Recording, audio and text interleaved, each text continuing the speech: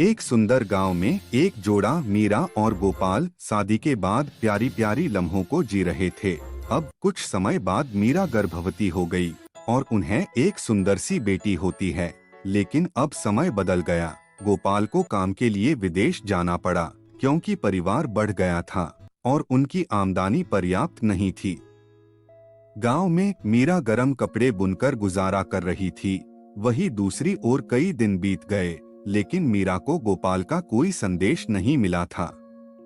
मीरा अपनी बेटी के साथ गांव में बहुत कठिनाइयों के साथ जी रही थी।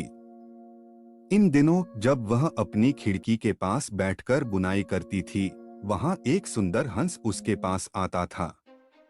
उसने महसूस किया कि हंस उससे कुछ कहना चाहता है, तो उसने उसका पीछा किया और देखा कि हंस का संगी घायल हो गया है।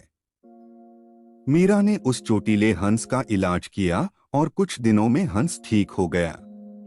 कुछ हफ्तों के बाद एक सुबह कोई उसके दरवाजे पर खटखटा रहा है और वह कोई नहीं था बल्कि उसका पति गोपाल था। गोपाल ने बताया कि विदेश में उसका एक दुर्घटना हो गई थी और कोई उसकी मदद नहीं कर रहा था। कुछ हफ्ते पहले ही अचानक एक सुंदर महिला सफेद वस्त्र में आई और इलाज करने में मेरी मदद की और फिर मुझे घर लौटने और नई काम शुरू करने के लिए कुछ पैसे भी दी। इससे हमें सीख मिलती है, भला करोगे तो भला होगा।